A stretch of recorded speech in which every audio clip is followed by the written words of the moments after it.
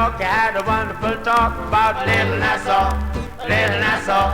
Pack up your grips, you're taking a trip to little Nassau, little Nassau. Now, when you go, please come again, but don't forget to bring along all of your friends to little Nassau, little Nassau. You'll have a wonderful time in Nassau.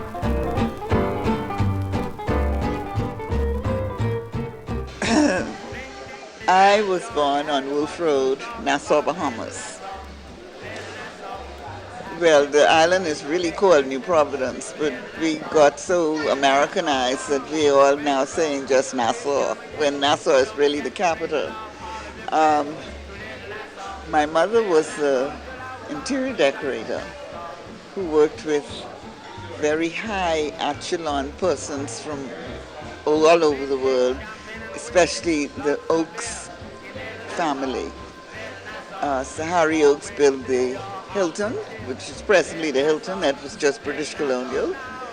And my mother decorated that hotel, and she did their homes in out west and out in Palm Beach.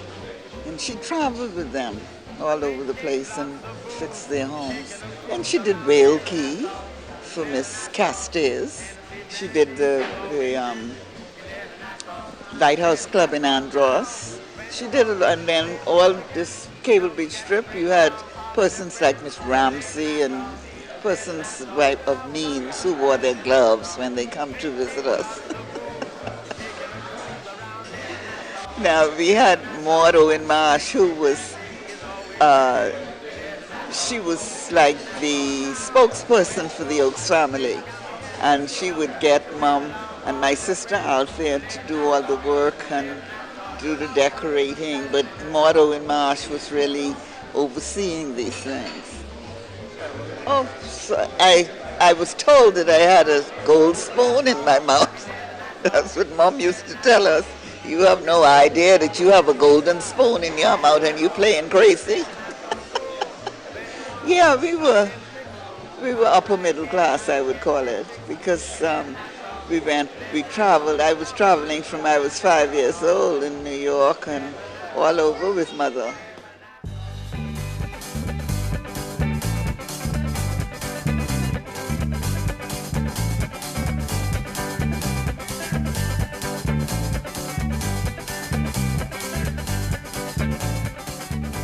That was typical of here in New Providence at the time, when that you, of color, you always had to go through the service entrance, whether you were professional or not. Well, I came to the point where I refused, and this was a fluent Bahamian family of color, of wealth. And we were doing their house on Johnson Road, and we were asked to go through the side entrance. And I said, Mother, I'm not going through no side entrance. I can't go through the front door. I'm going. I remember the first time I went to the Savoy Theater. I saw My Fair Lady. Before that, we were not even allowed to go in the theaters on Bay Street or in the hotels. Over the hill, we had the Saxony Hotel that entertained black tourists. Black tourists couldn't live in the hotels in downtown. No, that's right. We had the Saxony, and people had rooming houses that catered to the black tourists. And then we had a change of government. Before that, people were getting to realize that, we were majority, so they can't just treat us like we're slaves all the days of our lives. The voting process was these lawyers and stuff that were in the House of Assembly. Each plaque on their building, they had a vote for, and the black man only had one vote. And if you didn't have property, you couldn't vote. You had to have a piece of land. And that was far and few in between, because you wasn't making no money to buy no land. But then a man named Mr. Angler came to town. I don't know where he was from. all of Anglerston was named after him. And my grandmother purchased a whole heap of property from him. Then my mother purchased a piece on Wolf Road in 1920, yeah. So we were able to say that we had a piece of land. But normally, persons only had bicycle and go to work and then. Today you have people got 4 or 5 cars in their driveway and stuff, and they don't know from whence it came. They just know that they're living. They don't know the struggle it was to get there. My mother was the second black woman to drive a car. She had a Studebaker with the dicky seat in the back.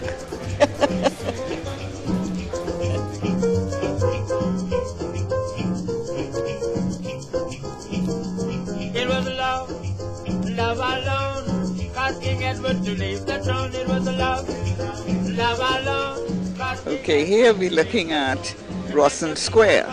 This is Rawson Square, and you have the House of Assembly. This building in the middle was the post office.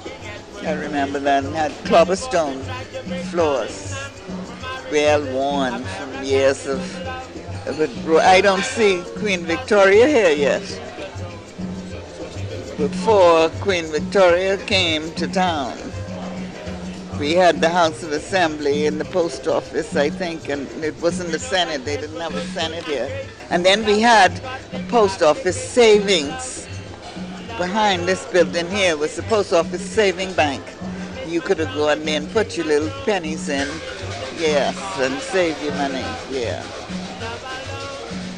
Ah, there Queen Victoria has arrived. This in front of the post office, the old post office, yeah. That's Queen Victoria. And this is the Union Jack, which is the flag that we flew until 1973. Yeah, we flew the Union Jack, yeah. Hail Britannia, Britannia rules the world, you know that saying, yeah. This is Cotton Tree, just opposite Rawson. This was in Rawson Square, right downtown. Yeah, see that? You see the root of those cotton trees? We weren't able to save them. They had a disease and they had to get rid of them. What a pity. They really were still cotton tree. Now here we got our first prison. This is downtown. This is on Shirley Street. But this used to be a prison. Yes, it's a public library. But that was our first prison. Yes. Now, here we get the governor is being driven. It's just the governor in the back there with the feathers on his thingum. And then this is the guard of honor, policeman. I don't know where he's going. Oh, he's leaving the House of Assembly. The governor was leaving the House of Assembly. Isn't that nice? That looked like that could be a fire engine. I don't know, but it's probably an Oldsmobile.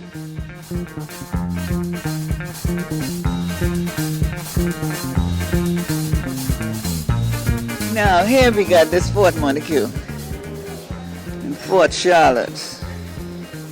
Fort Charlotte is really 3 forts in one. Yeah. Fort Fincastle. This is where we have now the water tower. And coming down, you have the 66 steps and the hospital right, A&E, right in the back there. This happened in my lifetime. The Queen visited us and she'd take a walk, I don't know if she took a total walk up the steps, but they named it after her.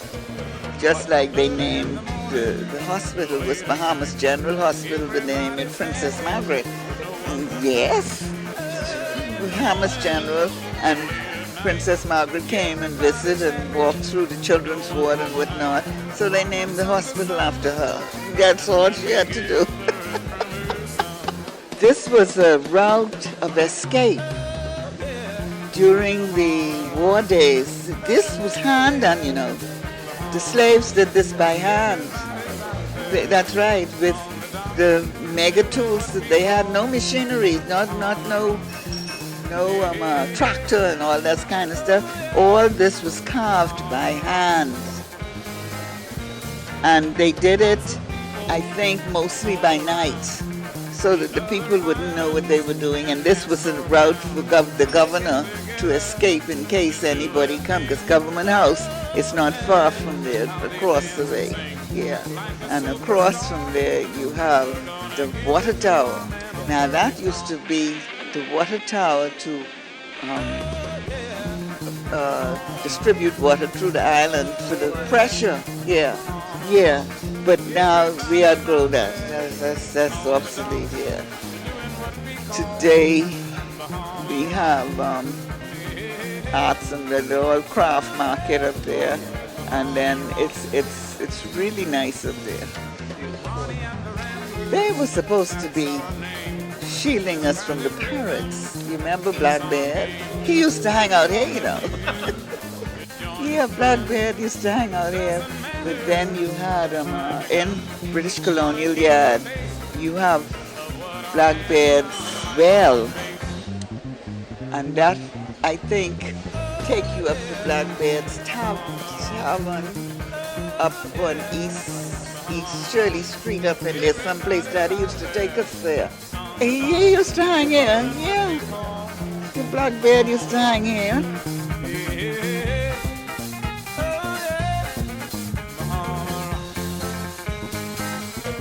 Now this fort was never used to shoot anybody, but that they built it. The British built that. If you go in here now, you go in there, you find carvings on the wall where the soldiers was out of things to do, and they draw on the wall and stuff. Yeah, and then they have the wax museum there, the wax figures and stuff. It's very nice. Yeah, and that's Fort Charlotte. And see, that's the moat there. Never had water, yeah, never had water, no. And never shoot one cannonball was never shot from there.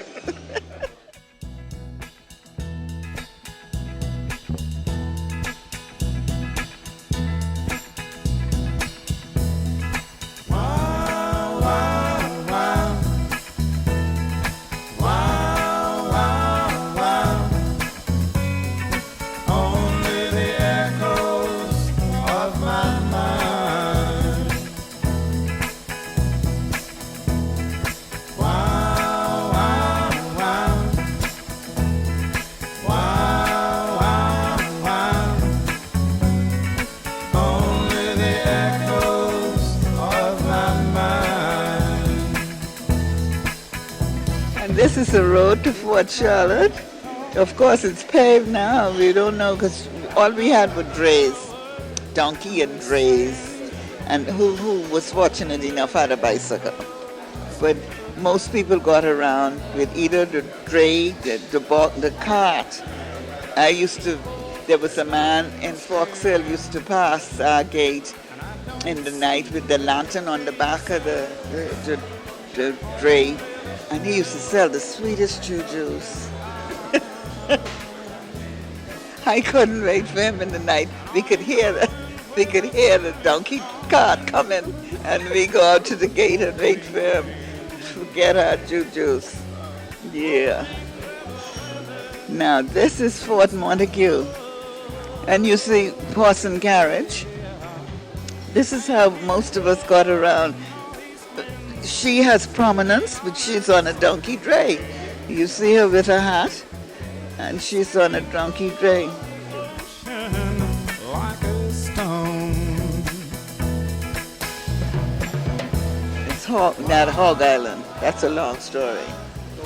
That's Paradise Island now. Huntington Hatford came over and he bought it, and it didn't name Hog Island no more. He changed it to Paradise because he thought he was in paradise anyhow. It was so beautiful. And then he built the Ocean Club, Huntington, the Ocean Club, yeah. Huntington Hatford did that. And you had, you had celebrities, you name them. All at Hollywood and all of them, they used to come down and enjoy themselves. Yes. And of course, we were only onlookers and workers. No, right there on downtown here where the Hilton is, where Ocean House. Man, you couldn't go on the beach.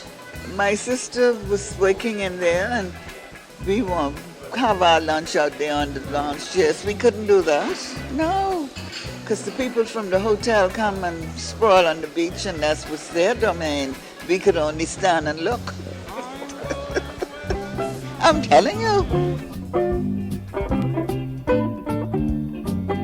Mammy don't want no peas, no rice, no coconut oil. Mammy don't want no peas, no rice, no coconut oil. Mammy don't want no peas, no rice. Mammy don't want no coconut oil. Just a bottle of brandy handy all the time. Now this here is the public market. Opposite Market Street, come right out to Bay Street. And then where the Pompeii Museum, all that area there was the market. I used to ride my bicycle out there because my mother liked calf liver, not lamb liver, the calf liver, which was very tender, and she would send me there. And you go in there, you find butchers with the heart slit and the half a hog and the beef and the whatever you wanted hanging, and you just, well, there was Mr. Bethel and Mr. Comerbatch and people like that. They were meat people. And then further you go out, you find the fish, man, the fish and the conch, and you go right out to the wharf, right out. This went right out. Yes. Please, mister, don't touch me tomato. Please don't you touch me tomato. Touch me yam, me pumpkin, potato. For goodness sake, don't touch me tomato. The vegetables was on the outside, on the dark side. Yeah, vegetables. This is Market Street. See, this go right into the market. See the market there? And this market. And these women now, they got their load on their head. They're coming from the market. They didn't sell. Must see what they could have sold and gone home. Yeah. This is outside the market on the wharf side, the water side. You see, these look like star apples. You got coconut, bananas, and see mangoes. We used to grow everything almost because the boats used to come from the outer island with all the produce and stuff on it. But now we don't produce enough for the amount of people we have now to consume, so they're importing. But we used to have enough for our population in those days. And you see canaps, they sell everything. Sugar canes, these sugar canes standing up there, plantains and what have you. Please don't you touch me tomato. Touch me yam, me pumpkin, potato. For goodness sake, don't touch me Well, Mama bought a rooster. She took him for a duck. She laid him on the table with his two legs straight up, yes. And then comes sis with a spoon in a glass. She started stirring up the gravy from his yes. We had sponge that we exported for a living, but you had the rich merchants who hired the divers, the little black people from over the hill, to dive the sponge. And they had this particular merchant, he had a store on the dock, and he had the boat. And the fellas would be going to sponge, leave their family over the hill, all like Grantstown and Angliston and things like that. And they would get the little rations to go. They would get like a cup and a plate, a mug, and a BVD, underpants, and a T-shirt or something like that. Now they go, and when they stay out for months, and when they come back, the merchant got the list of what they got. They only got one cup, but he said you got a cup, a mug, and a tumbler. You get a pan, you get a plate, and you get a bowl and you only had a pan, but they charge you for 3. So when they then add that up, you have hardly anything left to take to your family over the hill. Yeah, that's what they did. But they made the money. And that's most of what they call the white knights today. That's how they got their money, through sponging, and we would bleach them, clip them, and all like that, and then export them. Then when they get to the destination, those people over there, they dressed them up and put them in cellophane packages and send them back, and you put them in your shop and sell, and they just come right from Andros. And then the people got greedy. They start bleaching them and stuff and kill the sponge beds. We have some though, we still have some, but not as much as we used to have. She clipping sponge now, but she's quite contented with her pipe. And if you had a toothache, the grandma would smoke the pipe in your mouth, or you have stomach ache, they smoke your navel. For the pain in your stomach, they put a little castor oil around your navel and smoke it. Yes, that's what they did. And don't have a toothache, man, you could smoke that pipe yourself. Mama, what a pain I got. Mama, what a pain I got. Mama, what a pain I got. Mama, what a pain I got. Take me down to the doctor's shop. Mama, what a pain I got. Throw me that sweet potato sack. Mama, what a pain I got. So now this woman, she was just known as the queen. When the cruise ship come in, the Queen Mary or the Queen this or whoever, she would dress in her attire. She had her staff, and she would walk from Wolf Road out to the dock in her beautiful lace dresses and stuff. And we used to just, Mommy the Queen coming down the road, Mommy the Queen coming. I don't think she was crazy, but she just was a woman of providence. She used to wear a crown as well, you know. She wore a crown. Yeah, the queen, she was something else, boy. She wore laces and satins and strut. She used to strut with her stockings. You only know she had on stockings because when she wore her dress pull up a little bit. And she wore her shoes, had rhinestones and stuff. I think she used to decorate her own stuff. Her crown had rhinestones, big stones, not no small stones. Queen. Throw me that sweet potato sack.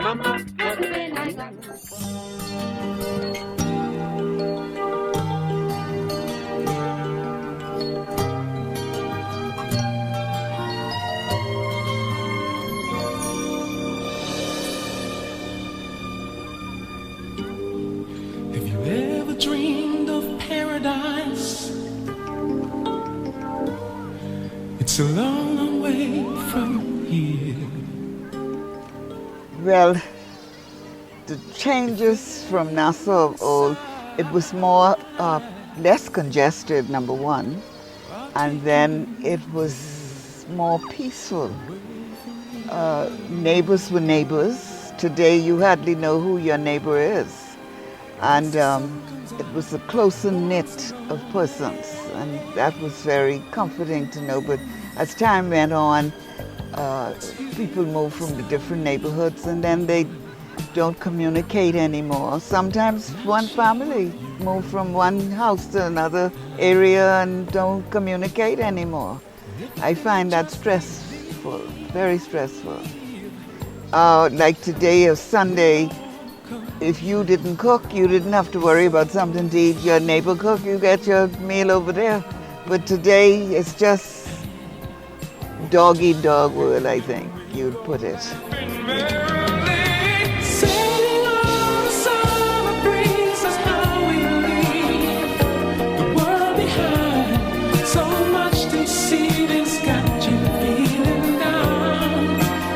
Being brought up in a traditional atmosphere that you follow what your parents did. You didn't have time to think for yourself, and then suddenly you're able to get a Bible Because, church was it for me. I used to go to church all the time, but I tell you, I didn't learn a thing. But I thought I was serving the true God, but not so. But I tell you, I am so grateful that I took the Bible seriously and I was able to read certain things. 2 Timothy 3, 1 to 5 is really what changed my life when I read that. And I hop on a boat and I came to Freeport. I throw down my bad habits. I had some terrible habits. And I was able to change my life. I came over to Freeport and I studied with Sister Gillen, and that put me into baptism, which happened in 2004 in Nassau. I was very appreciative to Jehovah that he found me and drew me to him. That was one of the most rewarding time of my life. As a matter of fact, when I was told by the elders that I was considered for baptism, my knees gave out. I had to sit. That's right. I couldn't believe it.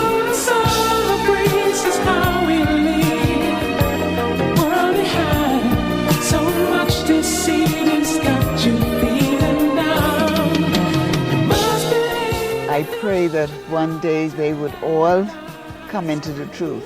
I pray for them constantly, and even I have 8 grand,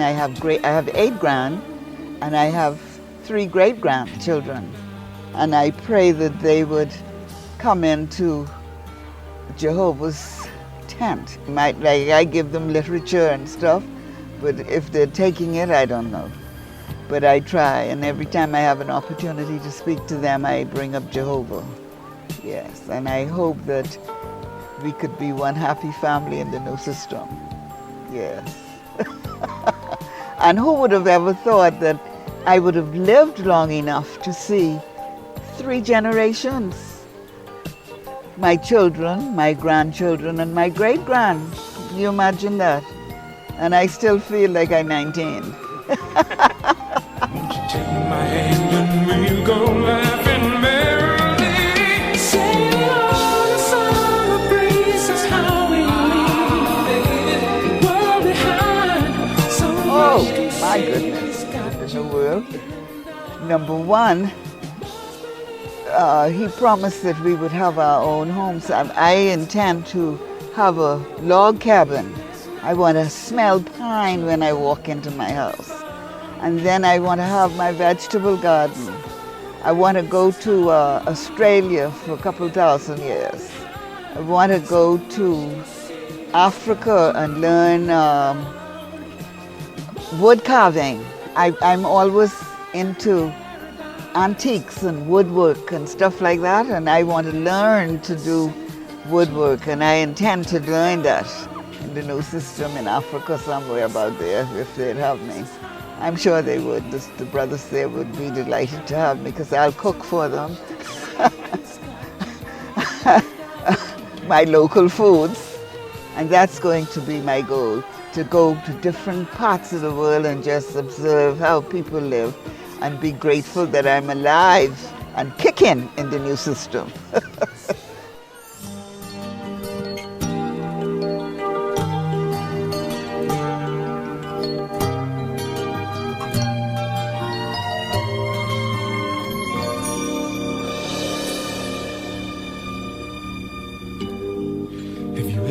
Dreamed of paradise. It's a long, long way from here. If ever you decide, I'll take you there, away from here.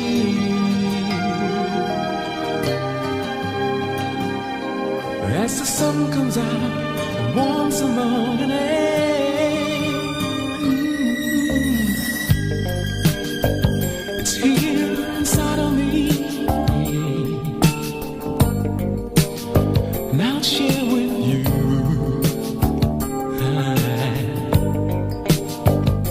If you'll just believe,